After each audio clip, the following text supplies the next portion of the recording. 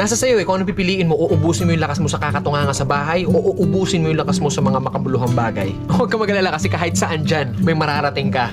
Alam mo na yun. Hindi, ganito kasi yan. Dahil lang alam mong matagal at mapapagod ka, hindi ka natutuloy. Tsong wala kang mararating kung hindi mo pipihitin yung susi sa loob ng ulo mo. Gaano man kataas ang pangarap mo sa buhay, huwag kang matatakot sa pagod at sakripisyo dahil parte yun eh. Hindi ka makakakain ng kanin kung hindi mo sasaingin. Hindi ka makakakain ng ulam kung hindi mo lulutuin. Lahat ng bagay kailangan kilusan mo muna sa umpisa. Hindi tatakbo ang sasakyan kung hindi mo sususian, kung hindi mo lalagyan ng gasolina. Hindi yun tatakbo sa kung saan mo siyang direksyon dapat dalhin.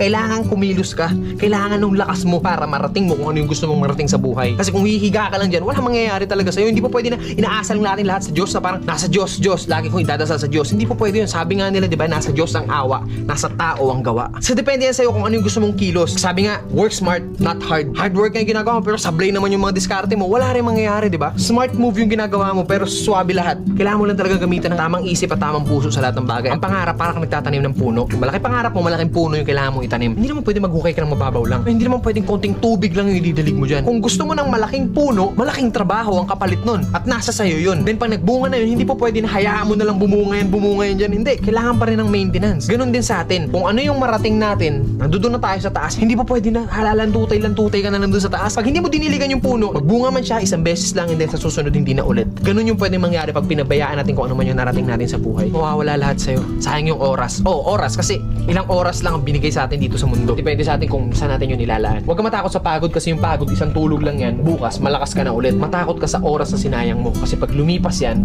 kahit tumambling ka pa ng 100 beses dyan, hindi mo na mababalik yan. Ano man ang landas na tinatahak mo ngayon, mabagal man ang pag-usad mo, ang mahalaga, umuusad ka. Hindi, nakastuck ka lang sa comfort zone mo, men,